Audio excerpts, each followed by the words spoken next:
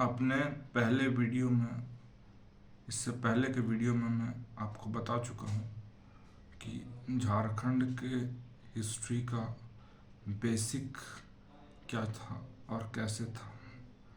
अब मैं आपको बताना चाहता हूँ कि झारखंड का जो इतिहास है, जो झारखंड का जो पूरा हिस्ट्री है, वो किस टाइप से लिखा गया है और किस टाइप से इसमें चीज़ों को आगे हम लोग को देखना है ताकि एग्ज़ाम क्वालिफाई हो पाए। सबसे पहली बात है कि जो भारत के जो इतिहास है, मतलब भारत का जो इतिहास है और झारखंड का जो इतिहास है, दोनों के बीच में हम लोग को ये देखना है कि कैसे कोरिलेशन बनाया जा सकता है। कोरिलेशन का मतलब होता है कि आपको एक पर्टिकुलर रीजन को लेकर के, जैसे झारखंड रीजन है, तो झारखंड रीजन को हम लोग को कोरिलेट करना है ऑल ओवर इंडिया से कि कैसे, मतलब झारखंड में या झारखंड का जो हिस्ट्री है उसको कैसे हम लोग कोरिलेट कर सकते हैं। तो आप लोगों को तो पता होगा कि जो वैदिक साहित्य है या जो वैदिक लिटरेचर है, वो छोटा नागपुर क्षेत्र के लिए एक शब्द का प्रयोग करता है। छोटा नागपुर का मतलब है पूरा झारखंड नहीं, छोटा नागपुर का मतलब है जो एरिया जो है, एक पर्टिकुलर एरिया, झारखंड का एक पर्टिकुलर एरिया को छोटा नागपुर कहा जाता है। और उस शब्द का, उस पर्टिकुलर शब्द का मतलब होता है किकट। और किकट जो है, वो शब्द जो होता है उसका मतलब है कि ये शब्द जो है ये वैदिक साहित्य में छोटा नागपुर क्षेत्र के लिए प्रयोग किया गया है। और उत्तर वैदिक साहित्य में व्रत प्रदेश के रूप में इसका वर्णन है। और महाभारत के दिग्विजय महोत्सव में पुंडरिक शब्द का उपयोग किया गया है। पुंडरिक शब्द का मतलब होता है आज का छोटा नागपुर। तो वैदिक साहित्य से लेकर के महाभारत के साहित्य तक हम लोग ये देख रहे हैं कि झारखंड का जो डिस्क्रिप्शन है वो कैसे किया गया है। और महाभारत में झारखंड के क्षेत्र को मवेशी भूमि के रूप में कहा गया है। मवेशी का मतलब है जहाँ पर लोग गाय बकरियाँ या वैसे जानवरों को चराते हैं जो कि दूध या दुग्ध के उत्पाद देती है। क्योंकि इस क्षेत्र में बहुतायत और बहुत सारे जंगल रहते थे पहले, और इस क्षेत्र में एक बड़ी संख्या में जंगली जानवर भी थे। इसलिए अंग्रेजी में इसको पेस्टोरल लैंड कहा जा सकता है। और एक और तरीका है, हिंदी में इसको मवेशी भूमि कहा जा सकता है। और इस क्षेत्र में क्या है कि मध्ययुगीन इतिहास के लेखकों में एक बहुत फेमस राइटर थे जो कि अकबर के राज दरबार में थे, जिनका कि नाम था अबुल फजल। और शम्से सिराज अफीफ एक और रचना थी, उसमें भी अब झारखंड का वर्णन है। और सूफी पेट मालिक मोहम्मद जैसी के काम पद्मावत जो है वो उसमें भी झारखंड का वर्णन है। शमसे सिराज अफीफ का मानना था कि वन आवरण की प्रचुरता के कारण इस क्षेत्र का नाम झारखंड रखा गया। और इसके अलावा मुगल सम्राट जहांगीर की जो आत्मकथा थी तुजुक जहांगीरी, शाहबाज खान और अब्दुल काम माथिर उमरा जैसे मिर्जा नाथन का काम बहारिस्टोन गैबुक भी झारखंड के सामाजिक सांस्कृतिक इतिहास के बारे में जानकारी आपको प्रदान करते हैं।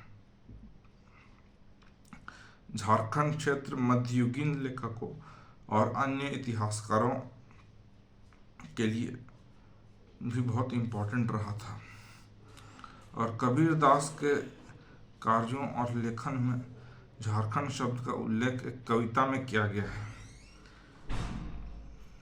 और एक और लेखक हैं बोरमैन और उनकी पुस्तक है भारत के पूर्व इतिहास में नवपाषाण पैटर्न।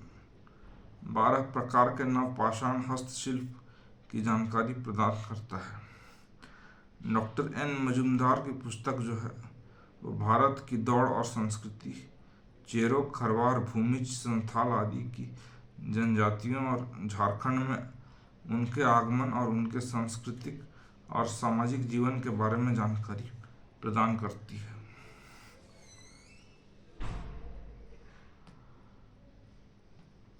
और डाल्टन की जो पुस्तक है वो छोटा नागपुर की कौल अमरनाथ दास की जो कहानी है और एल आदिवासी इतिहास और संस्कृति के तथ्यात्मक विश्लेषण को दिक्कत के notes on the tour on Manbhum यानी मानभूम जो कि झारखंड का एक पार्ट है और एथनोलॉजी ऑफ बंगाल की पुस्तकों में प्रस्तुत किया गया है।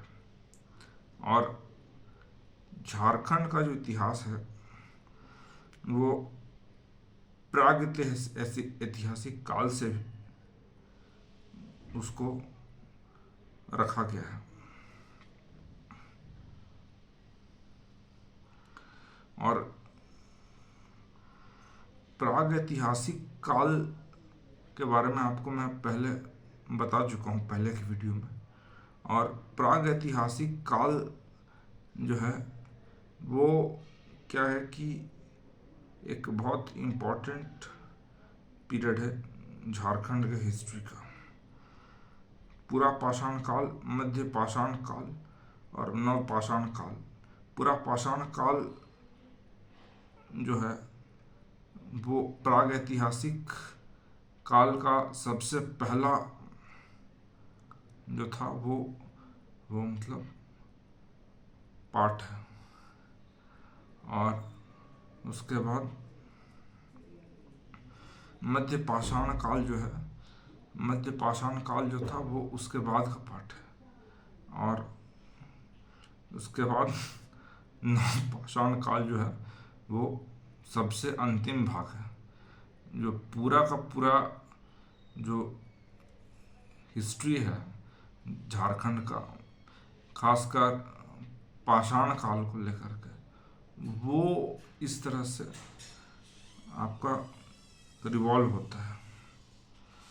और पूरा पाषाण काल के साक्ष्य पैलियोलिथिक गुफा चित्रों और पत्थरों के औजारों से मिलते हैं। और हजारीबाग जैसे जगहों में इसके साक्ष्य जो हैं वो ज़्यादा मिले हैं। जैसे इसको सरैया, देहांगी और बहुत सारे उत्खनन में इसको प्राप्त किया गया है। इसको में भूल भुलैया, अंतरिक्ष जहाज, नक्षत्र आदि के चित्र पाए गए हैं।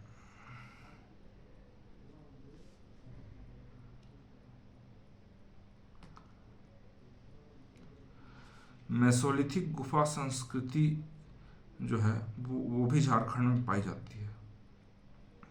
मेसोलिथिक गुफा जो है वो झारखंड में 9000 ईसा पूर्व से 4000 ईसा पूर्व तक की है, जो कि गढ़वा जिले में भवनाथपुर, झरवार, हठीगाय, बालगुरा और नागगढ़ में की गई खुदाई से स्पष्ट होती है, जहाँ तक कई पत्थर के उपकरण बरामद किए गए हैं। झारखंड में नवपाषाण संस्कृति का युग 3000 ईसा पूर्व का है, और ऐसा मानना है कि 1500 ईस्वी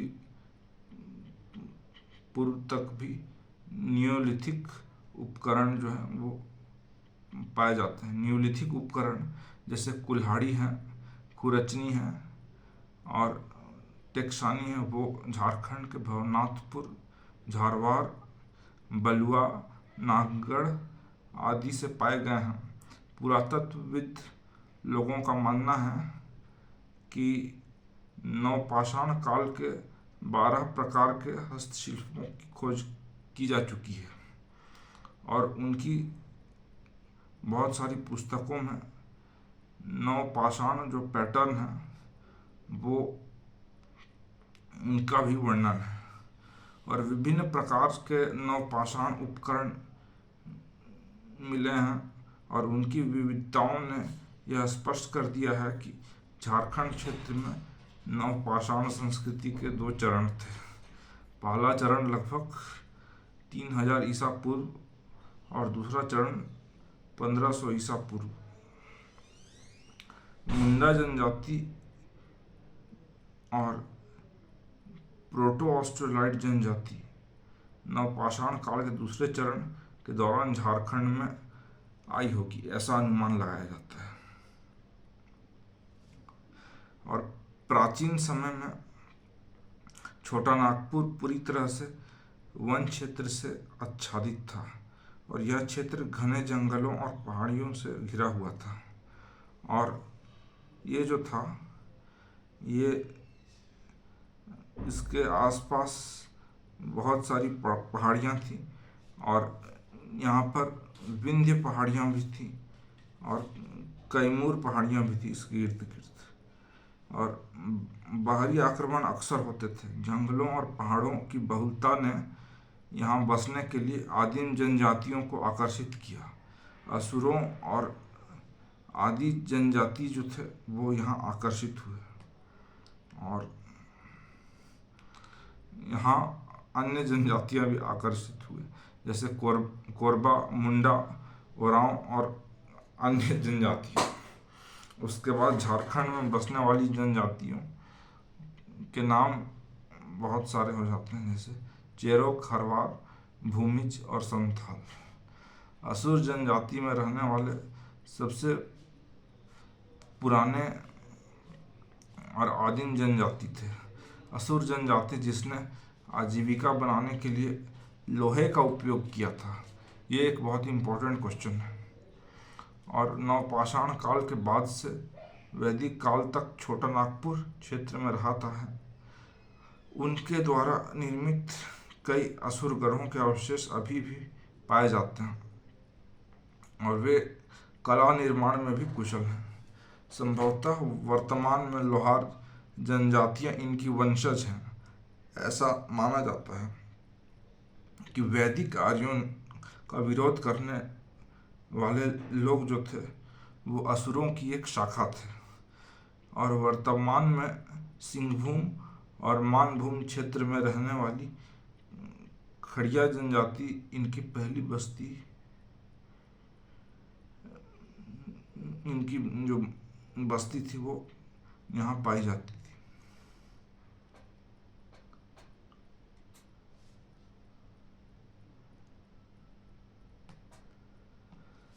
आपको अगर जनजातियों के बारे में और जानना है तो हमारे अगले वीडियो को देखिएगा, और आपको इसकी जानकारी दी जाएगी। विस्तृत रूप से और अधिक जानकारी आपको दी जाएगी। झारखंड की जो जनजातियाँ हैं उनका जो इतिहास है वो वाकई में बहुत ज़्यादा इंटरेस्टिंग है, और हम जारी रखेंगे। Thank you.